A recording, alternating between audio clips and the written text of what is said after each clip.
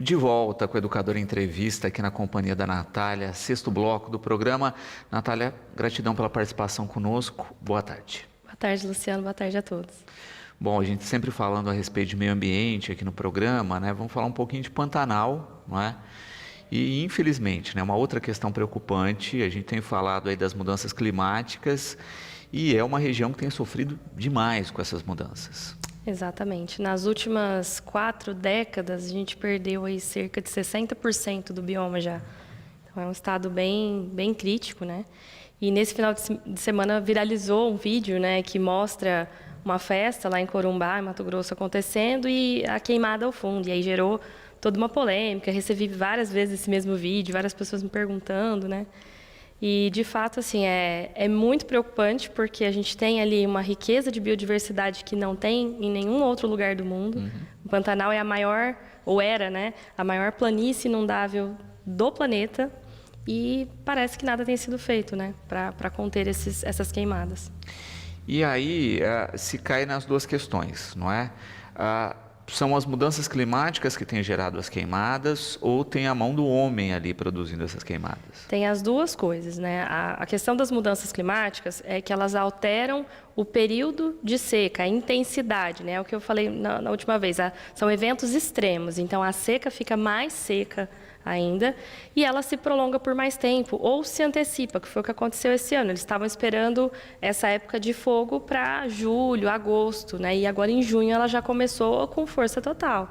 Inclusive quebrando aí alguns recordes de 2020, que foi até então a pior, né, situação. A gente já estima que vai ser muito pior pelo que aconteceu até agora. E aí a gente ainda tem um tempo de seca, né? Então, a mudança climática em si, ela vai interferir nesse período de seca. Mas o que tem acontecido lá? Mais de 80% desses incêndios são feitos por pessoas, não são naturais. Então, eles têm o hábito da agricultura de fazer a limpeza do terreno com queimadas. Desde abril que está proibido esse tipo de queimada lá, mas não foi suficiente para controlar, né? E aí acaba virando um incêndio incontrolável, como a gente tem visto aí nas imagens que são trágicas, né? E é absurdo, porque assim, né, se a gente pensa nas pessoas que estão no bioma há muito tempo, as mudanças são gritantes, não é? Um exemplo, acho que a gente teve recente, foi da própria novela Pantanal, não é? Que era um remake, né, com um distanciamento aí de algumas décadas e que a própria equipe relatava isso, né, da dificuldade de ter aquela paisagem bonita, porque eles chegaram para gravar justamente nesse período seco em que não tinha mais Pantanal para ser gravado na região em que eles fizeram a novela original. A gente estuda na escola, como não é nosso bioma, a gente fica com aquelas imagens, né? Quando você pensa, é a área mais alagada, né, do planeta, você pensa realmente em muita água. E é assustador quando a gente começa a ver. Então, é um efeito que de 4 décadas para cá se intensificou muito e não foram criadas políticas públicas eficientes para controlar, né? Existe agora um acordo, né, um plano que foi feito entre Mato Grosso do Sul para controlar, então tem várias ações. Uma dessas ações é justamente investir em turismo, né, mudar um pouco essa questão da própria geração de renda através da agricultura familiar nessas áreas, principalmente que são mais de risco, né? Mas a gente vê que nada foi eficiente, né? Senão a gente não chegaria em dados tão alarmantes. A gente teve mais de 3.000 focos de incêndio de janeiro até agora, né? Então é absurdo. E é uma situação e uma região difícil de se controlar isso, porque o acesso é complicado, você não consegue chegar com equipamentos, não é? As equipes não dão conta, a gente vê matérias aí das pessoas não conseguirem nem se localizar em meio à fumaça, e de você estar a quilômetros de distância do incêndio e já ouvir, né, o barulho do fogo. Sim, e lá tem um agravante que eles chamam de turfa, né, que é um fogo subterrâneo, né? O que acontece? Lá tem muita matéria orgânica, né? Muito rico em biodiversidade e inclusive plantas, né? Então, quando você tem a época de cheia e depois a época de seca, essa matéria orgânica ela vai ficando acumulada. Quando seca tudo, aquilo ali é combustível, né, para pegar fogo. E acaba tendo essa incidência que os especialistas chamam de turfa, que é esse fogo mais subterrâneo, que às vezes você nem percebe que ele já está acontecendo. Então, fica mais difícil ainda de fazer esse controle. Por isso que as ações de prevenção, né, não dá para socorrer só quando está pegando fogo. Tem que pensar, já acabou a temporada de queimada, como que a gente vai lidar, fazer transições, fazer, por exemplo, essa questão da agricultura, né, familiar, que tem causado a maior parte dos incêndios. Fazer uma transição para esse modo de produzir, como que vai fazer isso, tem que ser pensado ao longo de um ano todo, né? Não pode esperar chegar para tentar conter, porque aí realmente é muito difícil. Até porque, na prática, não é, essas pessoas estão sendo afetadas porque estão perdendo plantações, perdendo as suas habitações. Não é possível não entender que estão apontando uma arma para elas mesmas. Exatamente. Ontem, até numa aula da doutorado, a gente estava discutindo justamente isso, né? Como é que a agricultura, no geral, no Brasil, ainda não entendeu que os maiores afetados com as mudanças climáticas serão eles, os primeiros afetados, né? E parece que eles não estão preocupados. A gente ficou discutindo lá, o que será que é? É a busca por um lucro imediato, né? É negacionismo? Não estão acreditando que, de fato, é uma mudança global que está acontecendo no clima? E falta, de fato, assim, essa percepção, né?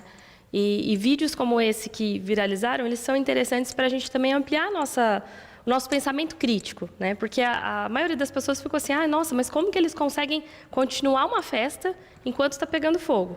E aí eu queria deixar uma pergunta aqui para os telespectadores. Festa do Leite está chegando. Se o nosso horto florestal, que não é nem uma floresta nativa, mas é muito importante para o clima aqui da cidade, se começar a pegar fogo, a gente dali da festa, a gente consegue olhar e ver aquela fumaça e tudo mais. Eles vão parar a festa? Vai todo mundo para casa? O poder público vai encerrar? Então, são questões tão complexas que muitas vezes a gente vê um vídeo, já julga e deixa de olhar para aquilo que é realmente o mais importante, que é plano de resiliência climática, né? Plano de contenção. Aqui na nossa área a gente tem problema com secas intensas e queimadas. Será que nós estamos preparados para lidar com isso aos próximos anos, né? Não só agora, na época da seca? Então, são questões que a gente não pode perder de vista quando acontece uma tragédia e que fica muito latente assim, na mídia, né? De não deixar se levar por aquele julgamento momentâneo, mas que tem muito mais outros erros mais importantes por trás e que a gente precisa, enquanto cidadão, cobrar. Né? E de servir, acho que como um questionamento pessoal, né? Não virar uma acusação, como você coloca, mas de fato virar esse questionamento, né? Quantas vezes todos nós nos omitimos diante de uma problemática dessa? Exatamente. Não só no momento que ela está acontecendo, mas em todo momento que antecedeu, né? E hoje a gente tem inúmeros recursos na internet para buscar informação de especialistas, de pessoas que estão engajadas no mundo todo para tentar entender, né, o que está acontecendo e como lidar com isso. Então, assim, realmente é uma omissão, né? Você decide não buscar informação, não fazer nada sobre isso. E esses vídeos, eles chocam e proporcionam, apesar da tragédia, proporcionam essa oportunidade de a gente amadurecer o nosso olhar, ter um olhar mais crítico para essas questões. Lúcio aqui também parabenizando pela questão, pela temática colocada e perguntando, né, como mudar isso? Porque a gente tem uma cultura grande aí e é possível mudança, já que, né, olha, a gente já tem um impacto humano lá, a gente tem um impacto global e parece que a gente não está conseguindo reverter essas situações. Eu sou bem otimista, eu tenho que dizer que jeito tem, né? Porque senão eu teria que mudar de profissão e deixar para lá. Mas eu acho que a grande questão está o papel do Estado, ele precisa ser revisto nesse sentido. Né? Se eu fosse a Marina Silva, ministra do Meio Ambiente hoje, eu já teria decretado uma obrigatoriedade de todo município do Brasil ter um plano de resiliência climática, para ontem. Né? É você usar o seu recurso que você tem, não importa de onde, para fazer estudo, nem que seja para fazer consórcio regional, né? Pega uma região de um bioma, faz consórcio entre municípios, contrata estudos. Esses estudos são feitos para pensar desenvolvimento econômico, por que não para pensar a sobrevivência, né, da espécie humana? Então, o jeito tem. A grande questão é que a gente precisa, enquanto cidadão, se organizar, e pensar um pouco mais coletivamente. Olha, eu entendi que isso é importante, como eu faço para buscar mais informação? Eu quero ficar em contato com outras pessoas que também estão falando sobre isso. E a gente formando essa rede participativa, questionadora, que cobra, né, essas políticas públicas em âmbito municipal, em âmbito estadual, em âmbito federal, e também um Estado mais atuante, nos 3 âmbitos também, nas 3 esferas, que tem essa priorização, né? Que coloque... Esse ano a gente tem eleições municipais, gostaria muito que todos os municípios do Brasil, os candidatos, colocassem como primeira pauta, né? Eu vou fazer minha propaganda, a primeira coisa que eu vou falar é das questões socioambientais. Como que eu vou lidar com isso nos próximos 4 anos? Daqui 2 anos tem eleição estadual, a mesma coisa, né? Como que os governadores, diante de tantas catástrofes que já aconteceram e que até lá ainda vão acontecer, infelizmente, como que eles vão lidar com isso, né? A gente precisa de respostas, precisa de respaldo técnico e precisa dessa formação de rede, de pessoas, cidadãos preocupados que querem cobrar que as mudanças de fato aconteçam. E a Lúcia coloca também uma questão, né, que a gente vê muito mais hoje, uma discussão, quando a gente falava de políticas públicas relacionadas ao meio ambiente, de ações que visam mitigar do que, de fato, transformar. Né? Ou a gente retroagir a uma qualidade ambiental que existia anteriormente. Né? E ela cita, por exemplo, aqui na nossa própria região, que a gente teve incêndios, teve toda a problemática há alguns anos atrás, e que uma das políticas que está pleiteada aí, em especial em estradas, são aceros. Né? Ou seja, queimar para que o fogo não se alastre, ao invés de barreiras verdes, de outras questões que seriam de médio a longo prazo, seriam mais duráveis e que não se pensa. Inclusive mudanças culturais, né? Que a gente precisa tanto fazer. E, de fato, assim, quando a gente pega, por exemplo, os relatórios do IPCC sobre mudanças climáticas, a gente tem lá as medidas de mitigação, mas a gente tem as medidas de adaptação, que são coisas diferentes.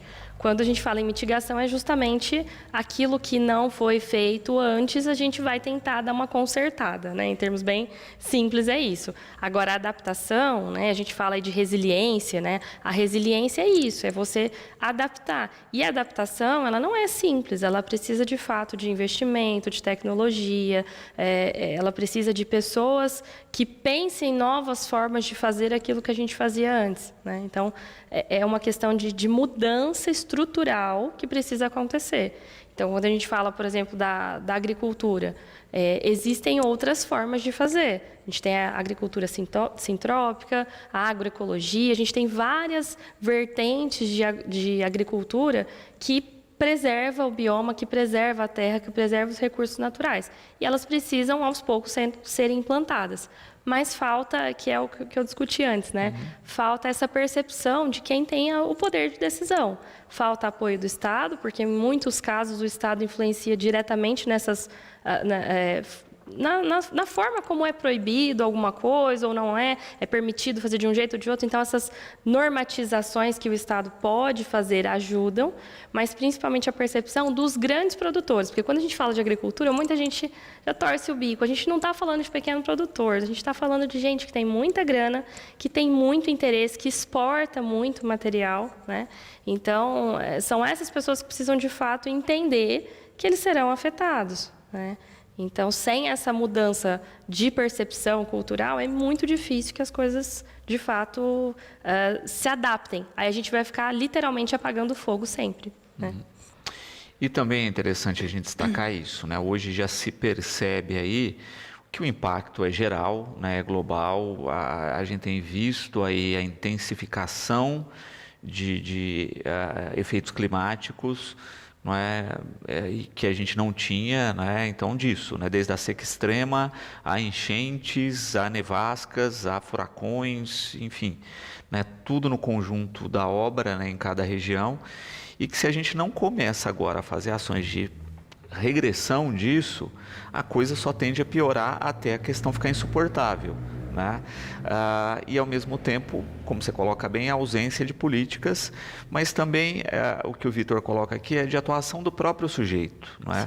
Se a gente para olhar a cidade, quantas casas não tem uma árvore na porta? E é uma questão de planejamento urbano que eu vejo que as pessoas não se engajam muito. Ontem eu fui convidada para dar uma palestra para educadores em Morro Agudo. A gente falou muito sobre isso e no final foi legal porque saíram com essa percepção. Nossa, de fato, a gente precisa trazer mais essa noção de território para as ações dentro da escola, né? Para desde de criança já ter essa percepção de que, olha, a minha habitação, né? Eu moro num lugar, mas para habitar um espaço a gente tem que ter uma interação muito mais intensa e muito mais coletiva. Então, quando a gente fala de ação individual, eu não gosto de colocar muito na conta de cada pessoa esse processo coletivo, mas é importante que a gente entenda que o processo coletivo só acontece quando cada um decide atuar nele, né? Especialmente com esses questionamentos, tomar ali um tempo para entender como que é esse processo de urbanização no Brasil, o que isso acontece, por que tem lugar que tem enchente e outros não, o que aconteceu, né? Será que tinha um córrego ali que foi soterrado, será que ele foi canalizado e não está dando conta, a vazão? Então, são coisas que a gente deveria ter aprendido na escola, mas quem não aprendeu, nunca é tarde para aprender, se interessar, porque essa informação ela é importante, esse conhecimento dos processos, de como as coisas, os ciclos funcionam, ele é essencial para a gente saber o que cobrar, né? Saber o que questionar, o que propor de soluções. Porque quando eu falo de criticar, às vezes as pessoas falam, a Natália é chata. Não é isso. É que quando a gente tem um conhecimento, a gente já faz a crítica, mas também já oferece uma solução. Fala, olha, não está certo assim, mas tem como fazer. Vem cá, ó, eu sou especialista em um determinado assunto, mas se a gente chamar pessoas de outras áreas, a gente conversando, a gente acha uma solução. Então, eu acho que é nesse sentido que o poder público tem que estar aberto, especialmente para investir em conhecimento, né? Conhecimento técnico, contratar estudos, né? Porque aí a gente consegue ter um panorama a médio prazo e aí sim planejar coisas para adaptação e não só para mitigação. Perfeito. E de fato, né, adaptar é primordial, não é? Se a gente começa a pensar nisso agora, a gente consegue fazer de uma maneira calma, né? Projetando isso e equalizando também, do que chegar num ponto que a gente não consiga ter medidas.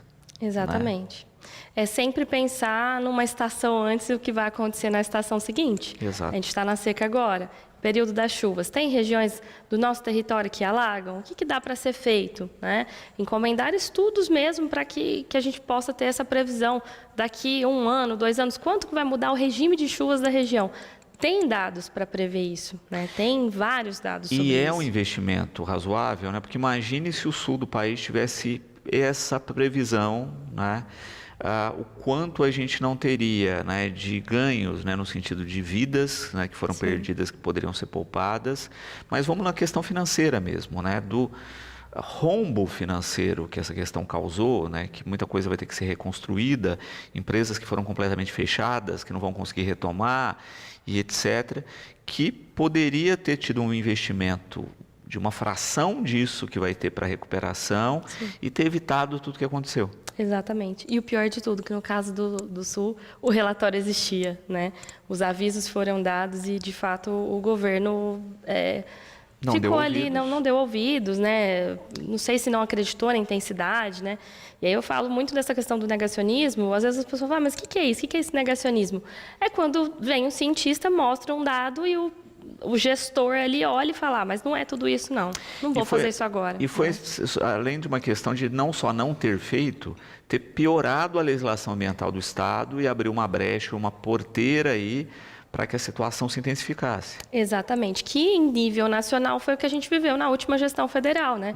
Foram 4 anos de tragédias em termos de políticas públicas ambientais. A gente perdeu, né? Aquela frase que ficou famosa, passar a boiada, foi exatamente o que aconteceu.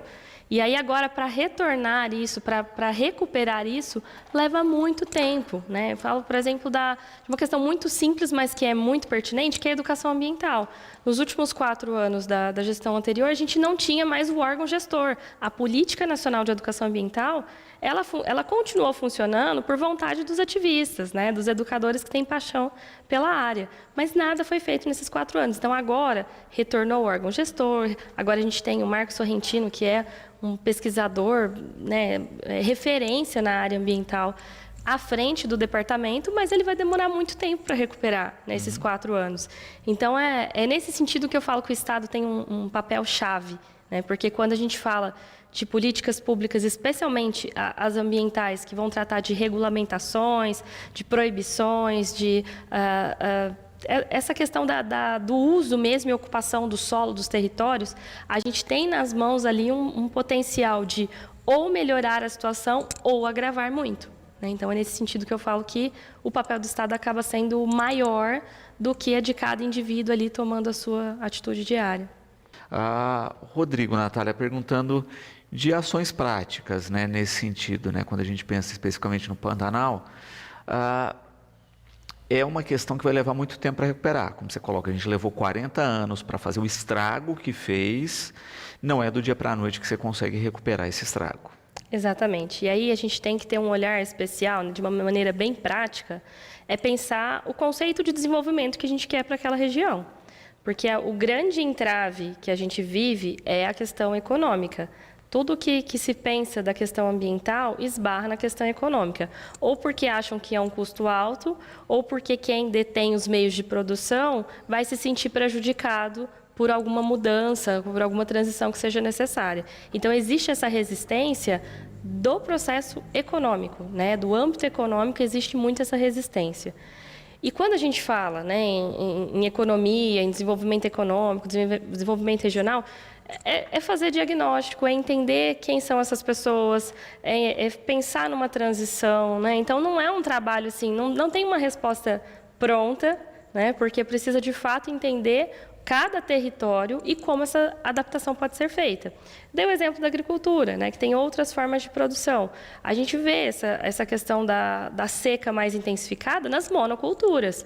Quando você tem, por exemplo, um sistema agroflorestal, a umidade vai ser mantida. Você vai ter muito menos incidência de seca no solo, né, de perda ali de umidade, do que na agricultura convencional. Então, são um exemplo, né, de transição que a gente pode pensar para a região, mas principalmente pensar o desenvolvimento de uma outra forma, sobre uma outra perspectiva, uma percepção de desenvolvimento que coloque a questão ambiental como uma das prioritárias. Olha, como é que a gente vai fazer a gestão desse espaço? Como é que a gente vai fazer para gerar renda para essas pessoas se elas não puderem mais fazer a agricultura convencional que elas estavam acostumadas, né? Qual é o impacto dessa produção de alimentos? Dá para ficar sem essa produção? Não dá?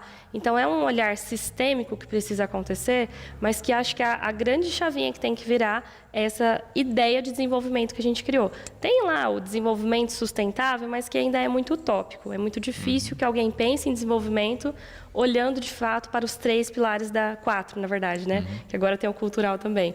Para os 4 pilares da sustentabilidade, ambiental, social, econômica e cultural. Ainda é utópico, a gente não vê isso na prática acontecer. Então, acho que é essa mudança que precisa acontecer. Para finalizar aqui, a Juliana, né, perguntando a respeito de redes sociais, páginas, né, que ajudem nessa questão da formação, de ter dados mais concretos e mudar esse olhar das pessoas que seja interessante seguir. A gente tem ONGs, que eu sempre recomendo, o WWF, que é uma ONG bem séria, bem comprometida. A gente tem o Greenpeace, que apesar de ter um olhar um pouco mais ativista, mas tem dados também importantes.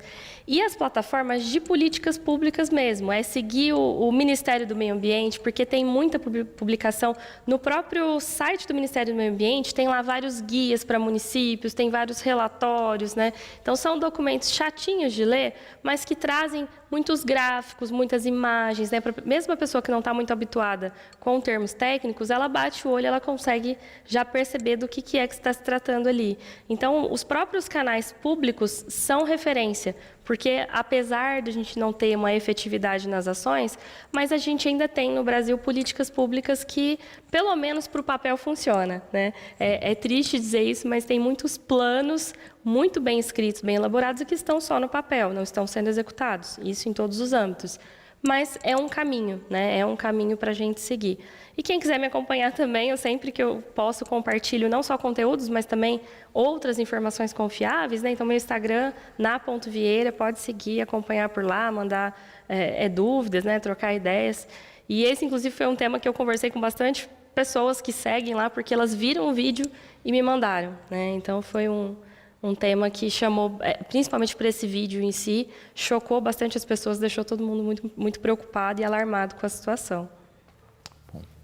Natália, gratidão pela participação conosco, fica sempre o espaço à disposição e a gente espera, não é, nos próximos papos aqui ter boas notícias, não é, poder falar um pouquinho de ações efetivas da questão ambiental e não ficar repetindo aí, né, tragédias como tem acontecido. Obrigado pela participação. Eu que agradeço, Luciano, agradeço a TV Educadora por dar espaço para esses temas, né? Espero ter melhores notícias na próxima.